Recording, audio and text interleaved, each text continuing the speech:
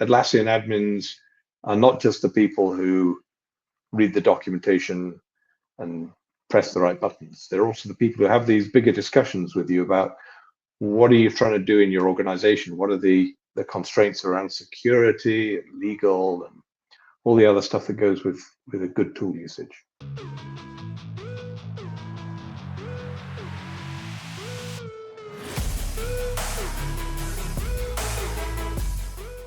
Hey everyone, welcome back to another episode of the Summer of Atlassian version 4.0. And today I got the legendary Matt Doar.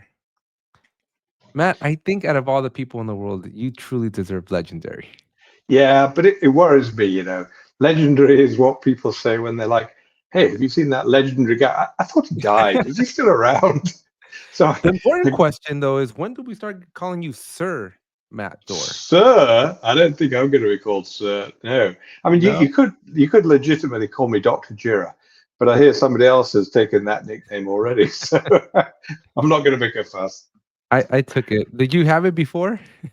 Actually, I think I call myself Dr. No, because you know that's one of the primary things for a Jira admin is to say no. With reasons, right, and justification. But yeah, and it's been a long while since I used doctor in any work context in America. I'll tell you, the Dr. Jira was given to me. There was a team that I worked with back in 2021, and this lady that I worked with, she was always having Jira problems, and she just kept calling me, and she's like, I need a doctor, and I'm like, yeah, call me Dr. Jira. Actually, she should have called you professor if she was going for that. She could at least have given you tenure. I know, right? What did she think of Team? Was this her first team? Yeah. I mean, basically for 15, 14 years, she's heard me talking about this, and I come back exhausted and just sort of lie on the couch and recover. So for those who didn't get a chance to meet her, my wife Catherine came down to Team. Atlassian gave her a companion pass, which was very generous, and she just sort of walked around by herself on the exhibition floor, talking to people. And it was quite funny because everyone kept saying, oh, and who do you work for? What business are you in? And then they'd peer in closer and it says Episcopal Church USA. And they're like, wait, you're not in the tech business, are you? And she would say, no, but I do get to deal with a whole wide range of people using tools. And she does. She has a lot of experience of, you know, people who start off with the what's a spreadsheet kind of level of questions. So it's way beyond anything you and I have to deal with. Yeah, she enjoyed it. It was good. And so this was her first team. You've obviously been there. How many teams have you, or team/summits? How many of those have you been to? Lost count? All of them. I think since the beginning in San Francisco. So yeah, I didn't go with all the European ones. Okay, so what do you think over those years? What do you think has been the biggest change? Like, what has stood out to you the most in those 10, 15 years? Well, Atlassian's a different company by orders of magnitude, so that's obviously changed. I remember when Mike Cannon-Brooks used to go down onto the support desk and help people, and that was kind of cool, just seeing the CEO there. I think the connections between all the different vendors are still going as strong. I like that, and now there's a lot more presence from community, explicitly supported in the Atlassian event, which is great. What else has changed? Maybe a little less alcohol, though I'm loath to say that. There are some parties, maybe I just drink less booze, because there are some parties I've chosen not to go to, the after party ones. I'm sure you know. Yeah, I heard after the bash party, there was an after party happening that ran till like 2 a.m. I know. I've past that stage of my life, I think. But for the audience here, were you, I mean, in the earlier years, you'd go to all the parties? Oh, yeah, I think so. All the ones I could find. Adaptivist, where I'm working now, particularly had their legendary pool party. Didn't happen this year. They did different stuff, but that used to be a massive Adaptivist took everybody to Star Wars night, or took some people to Star Wars night, right? Yeah, they did, this year? and that was actually my first time as well seeing the Disney experience. Because I'm not a big one for lines and queues of people, and it was brilliant. The place was half empty, and we didn't have to wait for any rides. We just walked in.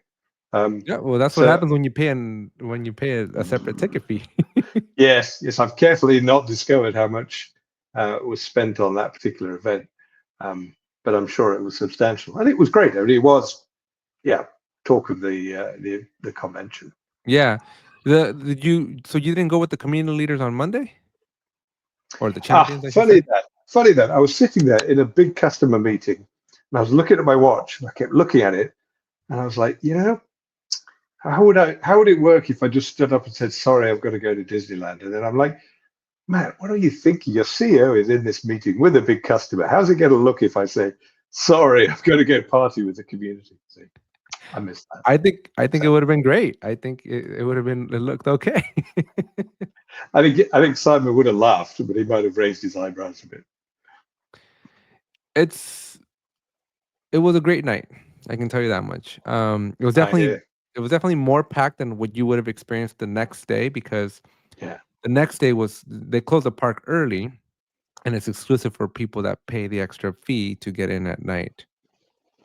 And and again, it's Star Wars theme, so that aspect I would assume would have been nice. I already give the mouse $6,000 a year to be able to go into the park. Yeah, but that's for you and your whole family, right? I mean, that's a multiple experience thing, so I get it. But I think if you're just doing a one-off trip like I'm probably doing, then paying that extra, which I didn't have to pay, but I think it would be worth it.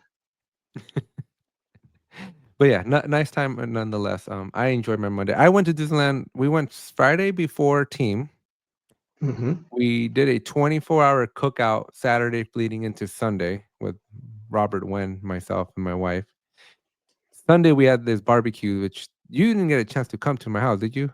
No, I didn't. It was such a blur. I don't even know who, but we did invite you, right?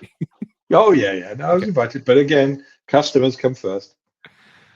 And then Monday was the whole day with the community leaders / champions, Disneyland until 11 p.m. Tuesday was parties until 11 p.m. Wednesday was the interview with Mike. Yeah. And that ran to 11 p.m. Wow. And then Thursday was the bash party until 11 p.m. And then Friday, just for fun, we went back to Disneyland until 11 p.m. So let me ask, how long do you think it took you to recover from team this year? To actually get back to a point where you're like, oh, life seems natural. To me, I felt like the adrenaline. I was on adrenaline the whole time, so I didn't feel tired after team. I didn't even feel tired during team, and I was sleeping maybe 3 to 4 hours a day. But I did not feel any effect of team. I think I was just on such a high from all this like adrenaline and emotion and like everything happening that I slept on Sunday. I will tell you, I did sleep until like 8 a.m., but that's about it. Wow. Well, that's great. Mind you, you've had young kids more recently than I have. I think that's good training. If you imagine like having young kids and having it all happen in 1 week, having a few months of young children in 1 week, that's pretty much describes team. Yeah, no, it was intense. I mean, we're doing 17,000 steps a day, 18,000 steps a day, 4 hours of sleep, walking, carrying luggage. I mean, we had microphones, and I had a portable recording studio with me the whole time. I don't know if you saw me lugging this big cart around. Yeah, I think you're going to need some power. You need a tractor to tow it around next time, maybe. No. We had a battery pack in that thing. Yeah, I know. I'm saying it's so big, the stuff you're carrying around. You need like one of those little, portable towing vehicles to help you get around. We're figuring. So I bought a wagon for next year. Mm-hmm. That was my first purchase when I got back.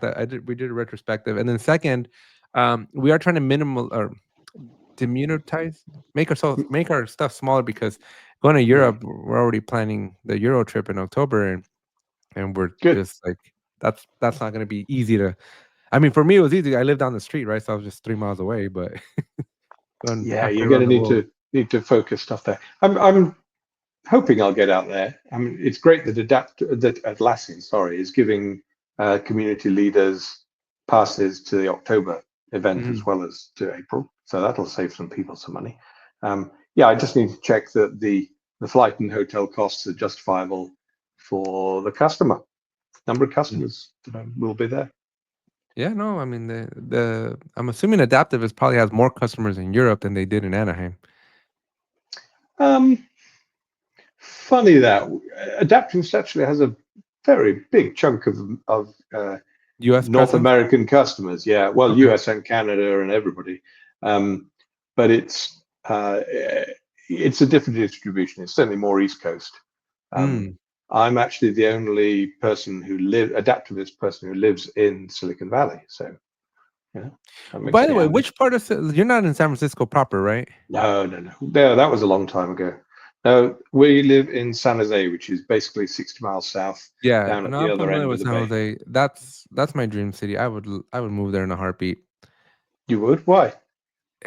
The end, like I'm a CS major. I got a computer science degree. Ah, My wife and I spent a month in San Jose State University oh, yeah. in our dating years, and there's a lot of memories, but just the energy of being a software engineer and living or being in and around Silicon Valley, Yeah, I'd it's agree. I contagious. understand it. It is, and there's always been this wonderful feeling. Well, if one particular job doesn't work out, there's another 5 jobs around the corner. Even in Literally economic around the down, corner. yeah, and even in economic downturns, there's always something. Somebody wants you to do something, and they'll pay you for it. So that's been Yeah. great. Yeah, I have family that bought in San Jose back in early 2000s, so they're okay. But trying to buy something today, Hmm. nearly impossible. No, there's a reason why I'm the only person, adaptivist person living around here, is because you have to find somebody who's already living here. It's a bit catch-22, the whole thing. Yeah, I'm close enough. It's just an hour flight, and I have an airport 10 minutes Yeah, away. So it's in fact, I was looking at tickets right now. $39 on Ontario to San Jose each way. I'm like, I might right, just go right. for I a mean, week. the Uber to the airport's probably going to cost me more. You know, right? Crazy. So, well, anyways, 15 plus years you've been in the Atlassian ecosystem. How have you seen Yeah, the role of the Jira administrator change in that time? yeah.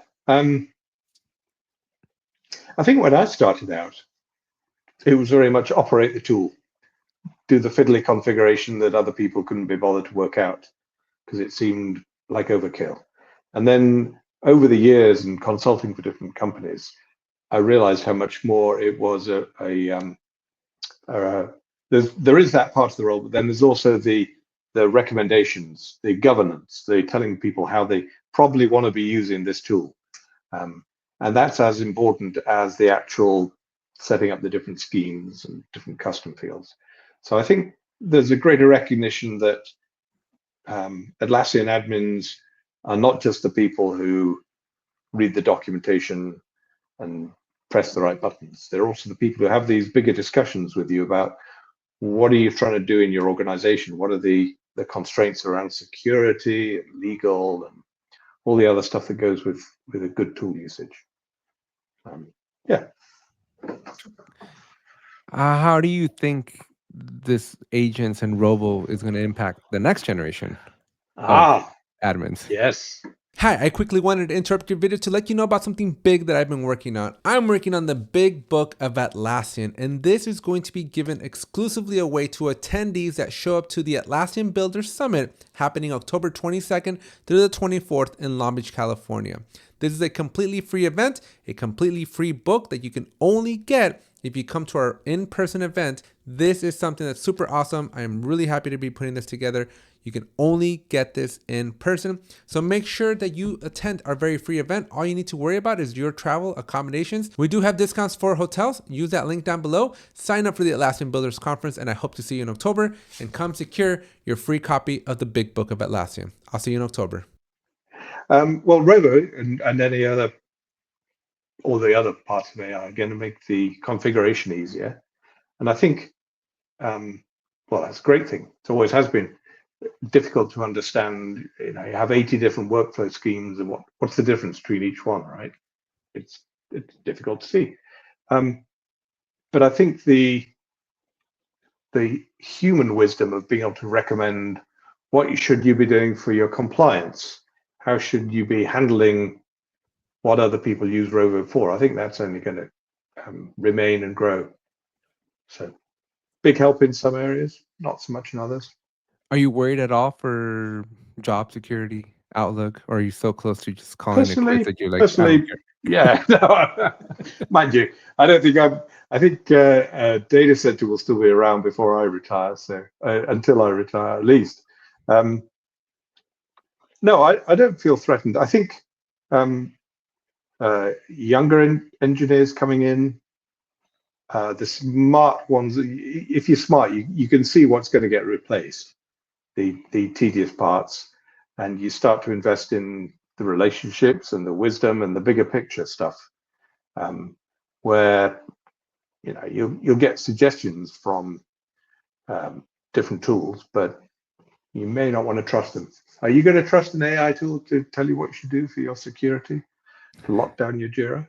I think the way these companies kind of pitch AI today, maybe not 5-10 years from now, maybe these models just keep getting smarter and smarter and smarter by the minute. Mm-hmm. I think there's still too much hallucination happening. I think they For still sure. don't have enough awareness. But that's kind of the promising thing with Rovo, right? That its data feed is not some abstract theoretical thing. It's your data. It's your usage. It's your world. So when you ask it, where are my holes at? I hope it knows where your holes are at. I had an interesting question. My middle child works at Temporal in the tools for that remote company, and they're on call. And I was thinking, so how does AI change how this this young adult is doing their on call? But sure, they're pointing you to the right run books and making sure that you've got the different checkpoints in your steps in your run book that you're going to execute to handle a problem. But right at the end of it, if I'm in a post-mortem, I'm not going to be able to blame the AI tool and say, oh, something misguided me. It's a person's responsibility for keeping the system up. So, It's interesting. It's interesting you bring that part up too, because that's kind of been Atlassian's stance so far. And I'm not convinced. I'm not convinced that Atlassian's stance is. So I'll explain their stance first, and then I'll talk about my convincing. So their sure. stance is it's human plus AI, right? You Mm-hmm. kind of need a bleed of the both, right? They both need to come together. I think today it's an answer that says, supervised AI. You can't trust it, right? It needs supervision, kind of like full self-driving with Teslas, right? You just can't trust it to drive itself yet. You definitely want to be consciously aware of what that car is doing when it's full self-driving. Yeah, that does give me great concerns. I think interestingly, like AI, it's all going to be settled in the law courts eventually. Just like Tesla started to have those huge cases come up against it, and once the money starts to impact a company or other people, once we start to see cases where AI tools have recommended certain approaches and they were mistakenly taken without due diligence checking. but what happens if the opposite is true? Meaning what? Like, what happens if AI significantly fortifies your environment to where you don't get hacked anymore? Like, That's what happens great. if it works? That's great. And we should be assuming that it will. We should go down that direction. What But we happens need when the you backstop. But what happens when you have one company's like like this is the part, like if a company like Intel uses AI to fortify their network, and then a bad actor also uses the same models to attack that said network, does the AI like conflict itself and go, wait, I Yeah, I mean shouldn't? that's always been the problem of escalation of attack and defense. That's nothing new in security or many other But it's aspects been of in human, but it's tech. human consciousness versus human consciousness. What do you Right. like? What do you do when it's AI versus AI? Like, Well, so somebody's going to win. We roll the dice. We see what tiny roll the little things make some effect. It will be. cash out your retirements, folks, because it will be a coin toss. Whether a There are company many other things that could affect retirement than AI versus AI. Yeah, I nothing's personally certain. am very optimistic. I am all for the future of AI. I think it needs to become more convenient. I think right now having to type things in, right? I think Meta is going kind of the right route with their glasses, right? Being able to talk to it, because I just imagine Jarvis from Oh, the Avengers, yeah, right? From Iron Man, because that's the yeah. only model that makes sense to me where you can just talk and smart things come back. Because Alexa is nowhere near that. No, no, no, not at all. But even if you imagine that the glasses and that interaction working, we still have to keep coming back to the person. So if there's you and I having this conversation, and then you're wearing glasses and you ask another Thing. another bot from outside, how is that going to affect the conversation between the two of us? Is that going to be a hindrance to it, or is that going I to don't be know. a how are I we would going to assume work? that I would assume you're augmenting the conversation, right? Because I can be asking it the next good question I should ask you. But when does augmenting a conversation become dominating a conversation? When does Where it I now get in the ignore way you. of the human to and fro? And a lot of the signals that you and I are giving each other right now, some of them are visual, some of them are audio. We hear the intake of breath. Um, will we be able to make a non-human participant feel as natural as that? That's a next level challenge. But I don't know that it's going to be our problem more than like it's going to be AI's problem, because if AI enters the room with us, it needs to know when to appropriately interrupt. Hmm. How do you ask things to your phone when you've got something you want to query your phone? Do you type it in? Do you use a voice? I use voice. That's what I'm telling you. But now my Hey Siri's been disabled for some reason, so that's been annoying. Okay.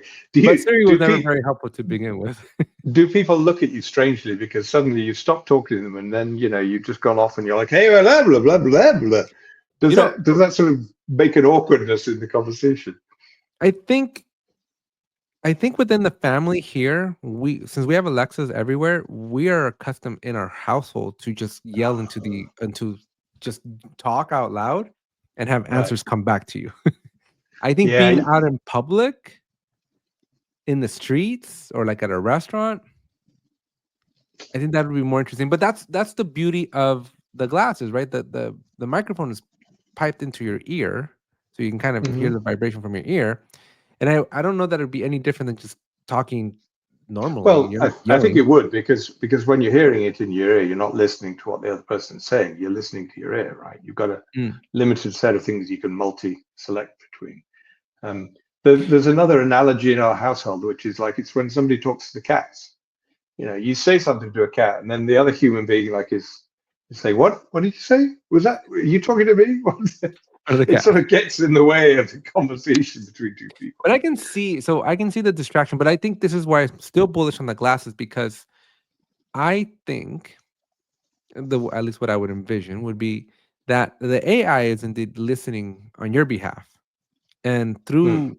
through the augmented reality, it could be responding back to answers and maybe queuing up answers to questions that have been popping up that are like in my field of vision, but I can still see you.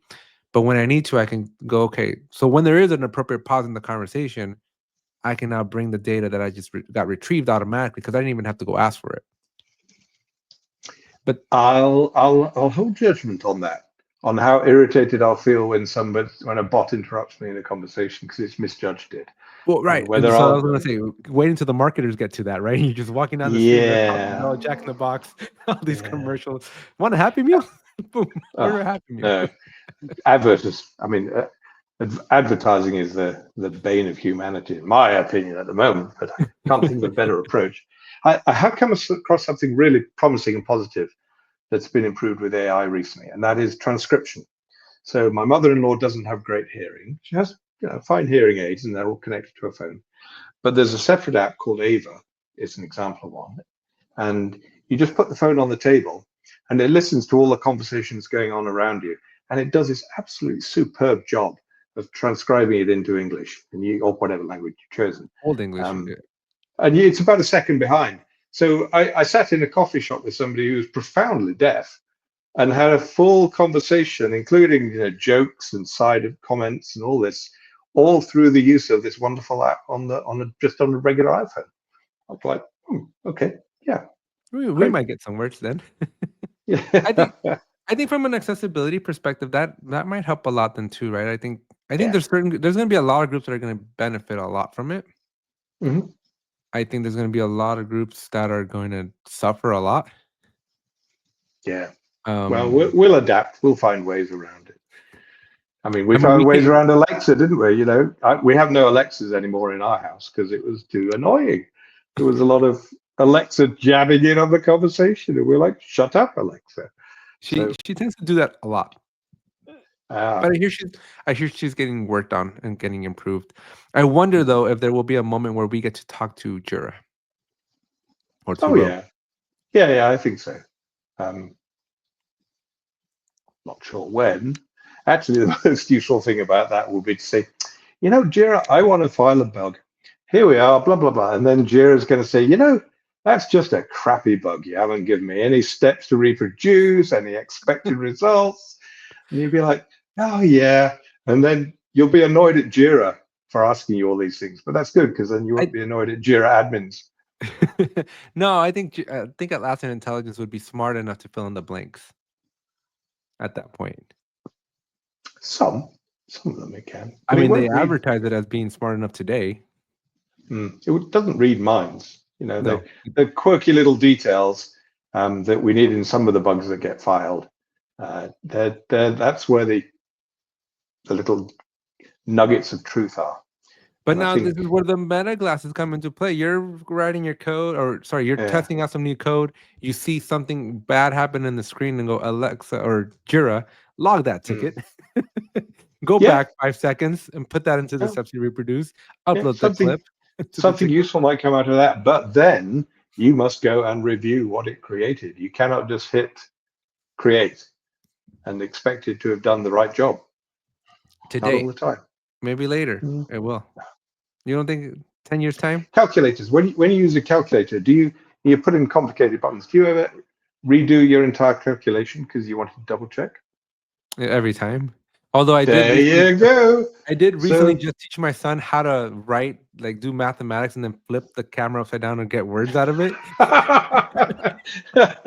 And that's not suitable for work. He's like, "What is this?" I don't remember that. I'm like, "It's how we used to communicate when we were bored in math class." Oh man, that takes me back. Yes. So we'll be double checking. I remember my TI 84. I took all my class notes in that thing, and that was a lot of fun. I remember taking calculus in 2007, 2008 when the iPhone first came out, and my instructor was really, really of the elderly age, and and he was also disabled. He couldn't move, so his wife would proctor the tests. So he'd sit, because all he could do was stand up and write on the chalkboard, but that's about the full range of his mobility. Yeah. So his wife would walk around while we're test taking. So this guy had an iPhone. I remember those so distinctly. He had all the answers in his iPhone. And the lady walks around and she goes, "What is this?" And he's like, "I don't know. Let me see it." And he's looking at this device like it's like some alien artifact. He's like, I remember my teacher going, "I don't know. Give it back to him." Well, yeah. And then the next year they knew what was happening. Yeah. I don't even know if he's still alive now that I think about it. It's been a while. I should check up. You should. Yeah, we should all check on our mentors. I do. So actually, from a lot of my professors from high school, I still follow up with quite a bit. Unfortunately, one did pass about a year and a half ago. Is the only professor that I would keep up with that.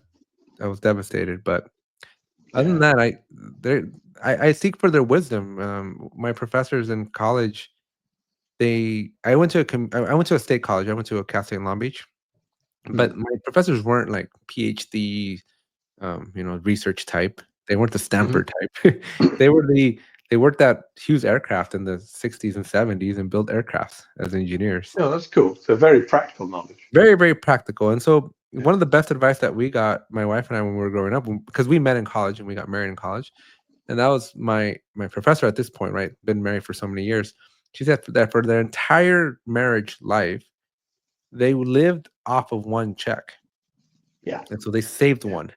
And so immediately when my wife and I got married, even to this day, our expenses don't exceed one check. Mhm. And so you compound that. I'm coming up on my 15th year anniversary, right? We've just Uh, hit our 30. 30, okay. Yeah, you got a way to go. Halfway. So, but It's good. it's truly been it's been a compounding thing, and this is how my wife and I were able to do the bold moves that we do today because for the last 15 years we've lived off of just one check. Yeah, so I was thinking about this interview earlier today, and I was going to ask you, um, behind the tech and behind the desire to support the family, um, what is it that drives you to move to do this whole influencer Atlassian public persona thing? So, What's the satisfaction there for you? so I'll tell you, it started off humble. It started well, not humble. I think the whole thing's still humble, and I'm hoping that I'm still humble. Hmm. But it started off simple. When my son was born, when my oldest son, who's 13 years old now, when he was born, I made him a Gmail. I made him an email, Hmm. and I wrote him emails. Right, I would write him emails, and sporadically from time to time, I write him emails. And when he turns 18, my plan is to give him the said email so he can look at his Uh, email. Right. right. And so at one point, during at 20 in 2020, when the pandemic started, I don't know if you've seen the movie from. It's a Pixar movie that came out during the pandemic. It's called Onward, I Oh, that think. rings a bell. Yeah. Yeah, Onward by Pixar. It's like little. It's these like goblin-looking creatures. I don't know if you've seen Hmm. it. It came out Okay. right during the pandemic. I'm sharing my screen so you can see it here. And the premise behind this movie called Onward is that Hmm. their father passes away, and so this is their father. Classic But Disney. Father or the mother, maybe both. I know, right? And so this young boy never got to meet his dad. The Hmm. older one did. Um, but the young one never got to meet his dad, but he had a recording of his dad on a tape, on an audio Yes, tape. yes, I've seen this. And the older brother's a bit of a goofball, Yeah, yeah, and then yeah. the younger one, yeah, epic, yeah, Yeah, quests. exactly. Right. Right. Yes. All of that. So I you know it. definitely seen the movie, right? So that's the premise. Mm, And so that got me thinking. I'm like, well, at the age of AI, I can see a future where my children could potentially have conversations with me after hmm after in the afterlife, right? Because once I'm no longer here, I would have documented all my thoughts and ideas and then so I drew a little bit of inspiration from that movie and I drew a little bit of inspiration from Iron Man 2, where Tony Stark is going through all the archives from from his father and stuff. So I was like, I wanted to just initially, I just wanted to put my voice out so that in the mm. future, when the technology is available, my children could continue to ask me questions as if I was still there. So that was the beginning. I had no idea that this Jira thing would take off. Yes, there's a market for it. Yeah, People will pay because you to do it. It's good. my wife has so this ape tech stuff was my second attempt at a YouTube channel. So my first Mm, attempt was to do scratch tutorials, but hmm my wife ended up taking over those. But initially, that was the intent. So I did that. I did cybersecurity on that other channel, and then I probably did that since like 2019. And my wife had started the channel back in 2010. So 11 years later, right? We've had this channel that has gone nowhere. So I expected this channel to not go anywhere. It was literally me just documenting my voice. That's I an just interesting I had just backstory. no idea that Jira would take off to the point that it did, and then it became a this thing, right? That just grew Mm, exponentially. And today the motivation, my parents are getting older. Um, hmm I'm an only child. I get to take care of. So in the Hispanic culture, we don't toss our parents off to retirement homes or anything like that, right?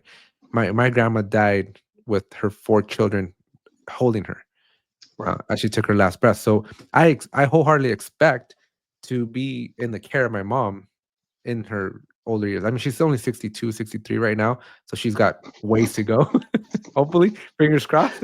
She's not that much older than me, so careful what you're treading. Uh, So no, but I'm preparing, right? I'm preparing 20 years from now, right? When Yeah, she I when get it. she can't when she is a lot older, right? 82, 85, right? And that I need to be there for her. But I saw the struggles. I saw the challenges that it took, the toll that it took on my family, the distribution of duties, caring for my grandma, doctor trips, medicine, dealing with her hospital trips and stuff like that, right? And it's a huge toll that you can't do that and work, right? Oh, I see. So you get the flexibility now to do that. That's smart. So I'm building the infrastructure so that Yeah. when this thing grows big, it's just passive, right? I don't have to manage it or tame it. And I'm giving myself a 20-year head start for when I don't need to work. Because I'm 35, so I'll be 55, hopefully, right around the time. And well, I love the idea of all of it being little time capsules for your kids. I think that's very powerful. Yeah, I leave them a lot of notes. I'm hoping that one day they'll read through my notes, through my books. I have my magazines. I have everything that's been like important to me that has shaped who I am. I keep it all. Yes, what you do, but you know what? In another 20 years, you'll be going through what I'm doing now, which is how do I get rid of 5,000 books in my garage? How I love them all. What am I going to do? You do what I do. You do what I do to piss off my wife, which is buy bigger houses. No, that's a mistake. I do get storage units. Just keep adding on the storage unit. Basically, yeah. My wife's like, "When are you gonna throw this stuff out?" I'm like, "Never." So thinking of little Easter eggs you leave for children.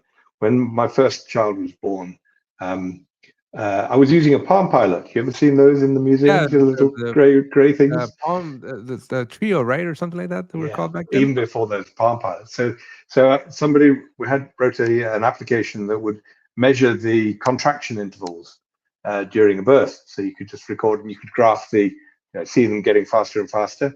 And so I took all the data and I blogged it out there. And years later, my daughter was about 11 or 12. And the first thing that she went looking for on the internet when she found her name was this graph showing all her contraction intervals as she was being born. She was quite embarrassed.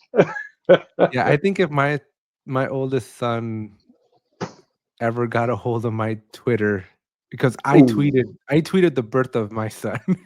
Oh, yeah. It was my first one. I was so young. I was 23 years old. I had no idea what I was doing. I was still in college.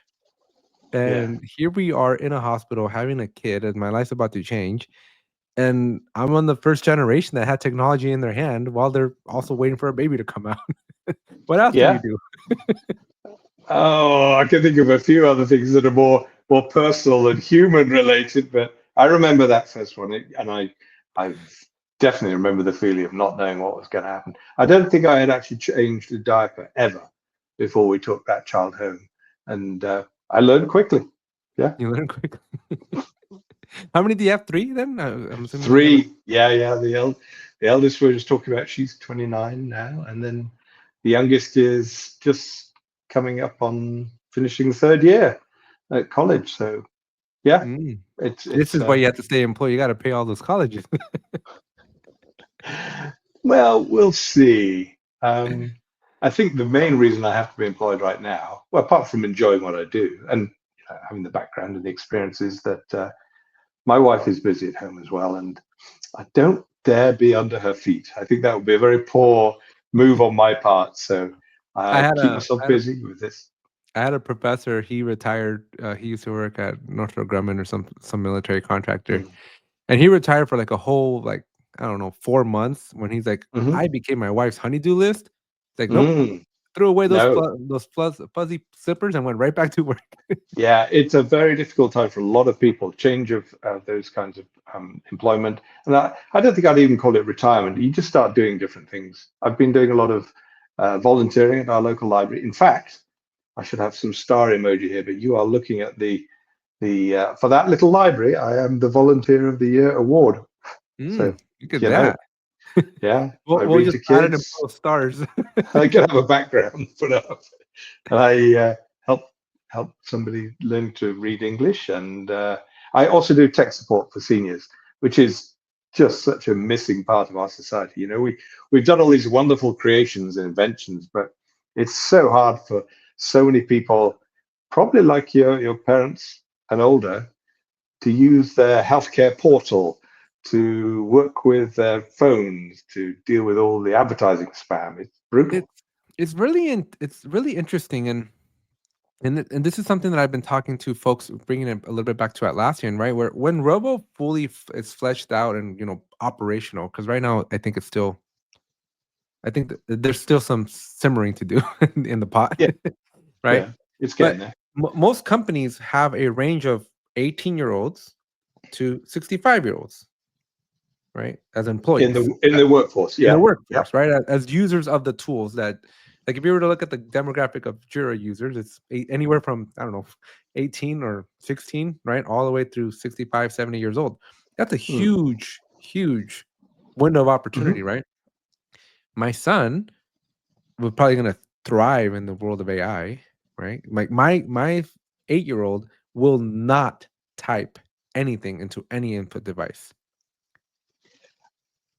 He will only speak to it. I would be surprised if that is 100% true. I think that the command line interface, the typing is so embedded that it's also a very crisp way of communicating a certain amount of information.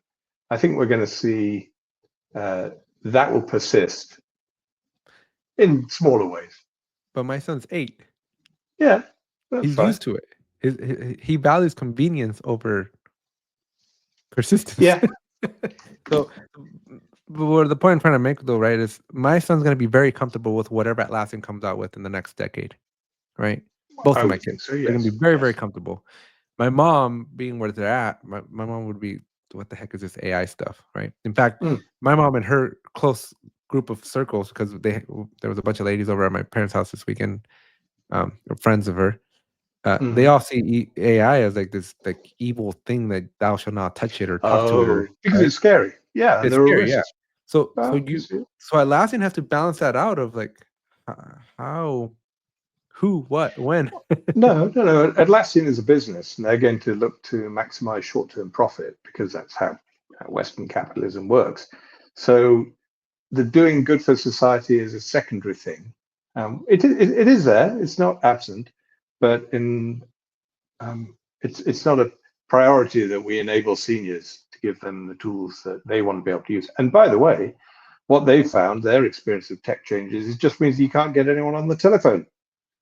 Basically, yeah. These That's kind of companies where I was publish a going with that. number, and there's nobody on the other end. Yeah, no, that's very much where I was trying to go with this. All right, like, again, my son's very comfortable with it. He'll feel. I think my son will feel a void of AI or advanced technologies aren't available. But my parents, like, I was talking to my parents this week, and I was like, "Hey, let's go to Disneyland." And they're like, "Okay." I'm like, "Well, first we got to get the apps installed on your phone."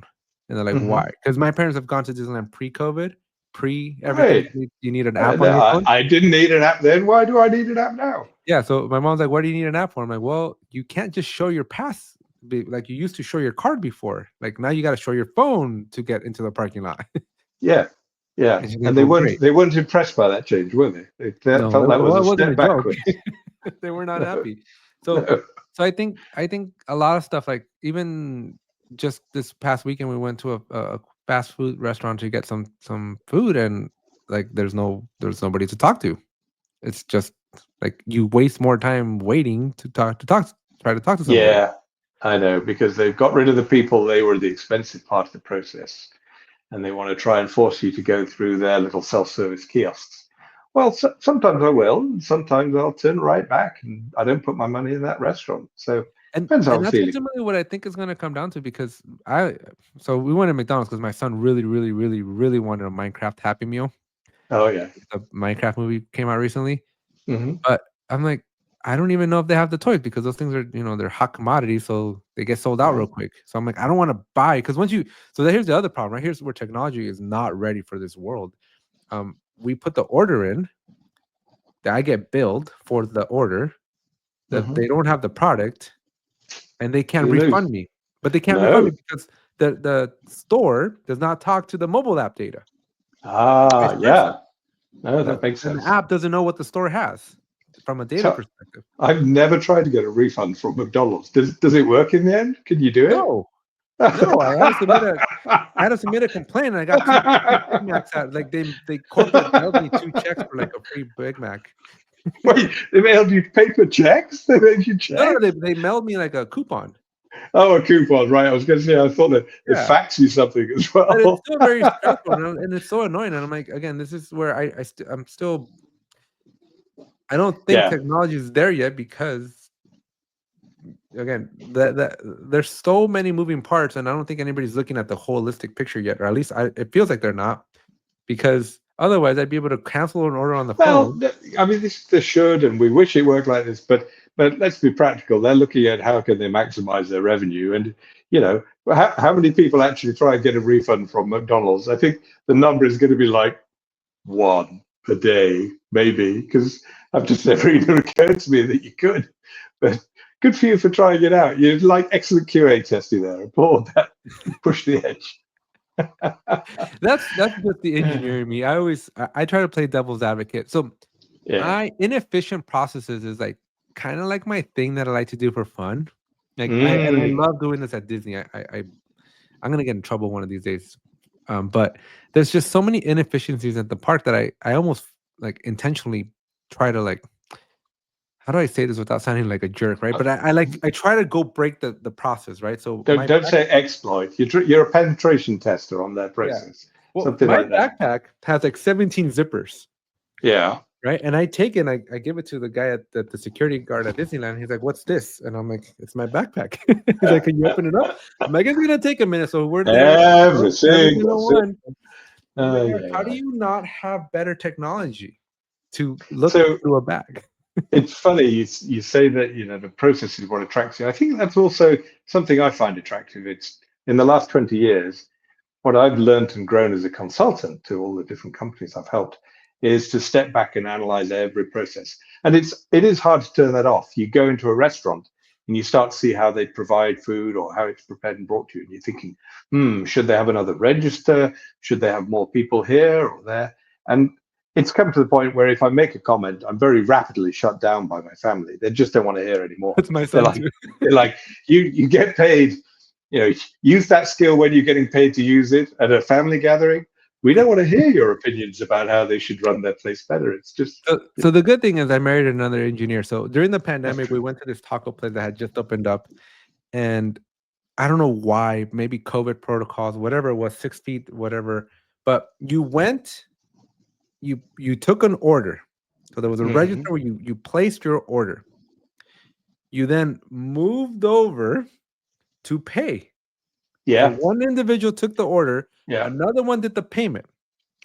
Then I went down and I gave another person my receipt. hmm That person then took the receipt and then processed the food. yeah, Another yeah. person, a totally different person that wasn't the receipt taker, gave me my food, and then I had to go to yet another person to get the condiments. And I'm like, why did Wow. I need to talk to 5 people to do something that should have been done by So, one? so imagine that process, because that's the same process I went through in the late 80s in Bulgaria, and try doing all that where you don't speak the language. And the alphabet isn't even that easy to read out. It's just mind blowing. I think I lived on yogurt for about 3 days because that's all I could really say the word for. And But this is yes, why I don't go to when you Florida. see that, you're like, oh, please, come on, just pay me something so I can tell you how to do it all better. But maybe they had some other criteria. Maybe they were trying to give everybody in the family a job in the restaurant, right? Keep them out of trouble, keep them busy working in the family place. It's very Who knows? possible, but from an engineering perspective, it was the most inefficient system ever. And Yeah, my oldest son, he gets annoyed. My wife, she appreciates it because she knows what I'm doing. yeah. But my son, like, I went to Disneyland. We actually filed 4 formal complaints in City Hall, and my son was just like, Oh, I can't even. He's like, I can't even see you or talk to you anymore. I'm like, they gotta fix these things, and somebody's gotta tell cringe. them. It's important that we make our children cringe. And it sounds like you're doing a fine job on that. So congratulations. All Uh, right, Matt. Well, in the actually, last, I have one last question, which is: yeah, have you ever managed to explain to your parents what you do for a living? I have, because both my parents watch all my YouTube videos Oh, actively. hi, Hi. hello. Yeah, so That's they great. don't.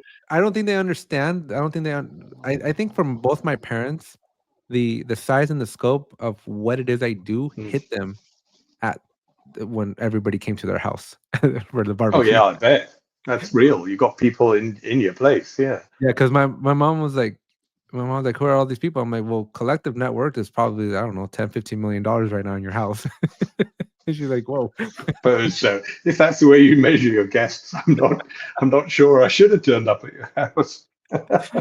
Well, we're a Hispanic household, right? So if you have a job, you're lucky. Most Americans don't even work. Okay, fair enough. So the fact that we had CEOs in the house, my mom was like, how, who, why? Like, my mom's never met another business owner in her life.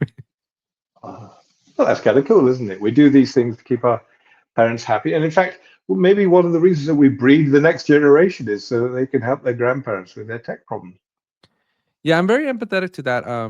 I have my very first manager when I worked at Boeing. He's in a wheelchair, and I've been wanting to move.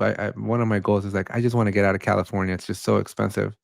But hanging out with him around Christmas, it's just him. He never had children. He's in a wheelchair. His wife's getting older as well. She was hurting, like she was having a hard time going up and downstairs. And I told my wife, I'm like, there's no way we can leave because one day, like he'll need more help, and there's nobody that he has, right? So I'm very empathetic for helping elders. And with my grandma, I was telling you, like it was a family affair. Like we all split the responsibility, and I jumped in as even though I was only the grandchild, I'd help do like my wife and I we try to distribute the workload for another two people. Yeah. So, but technology will be a problem for the elderly and senior folks, and I really like what you're doing there with being their tech support. Yeah. Well, that's because my family is back in England, and I can't bear doing tech support over the phone over long distance. So what I do is I help people in California, and then I hope somebody will help my family back in the UK. It works. Do you ever miss it? Do you ever want to go back? Oh yeah, once or twice a year. In fact, I'm going back in July for my 40th college reunion, Alex. So you could do the math on that. It's been a while. Yeah, I go back when the weather's nice now. Well, to close us out, what are you most excited for then in these next 20 years of Atlassian? What do you think or hopeful that Atlassian comes out with? Given that you've seen it mature. That's a great question. Well, we've got a good start now, having an Atlassian cloud platform, and all the products have become apps. And that vision of Atlassian has foundations to build on. That's painful at the moment with the name changes, but it is the right direction. That's the short term, though. In 20 years, that's very hard. I asked Mike the same question, and Mike's like, dude, I'm just trying to make it to the end of the year. Yeah, I saw that. He's right about it. I think it's all about how people collaborate. It's all about human beings working together. And the longer and longer I do this, the more and more aware I am. Going away in the next 20 years, I guess, is a better question. No, I don't think. I mean, it might be bought and become as a subsidiary of something, but that's more financial decisions. I think the need for what Atlassian's doing is not going to go away because human beings still try and do big things together, and they need tools to help them do that. So yeah, it's a great market. Thank you. I think this is our 3rd year together. I think it is. So thank you very much for coming on, for signing up and volunteering for this. And sure, it was a great conversation. All right. Say hi to everyone. Bye-bye.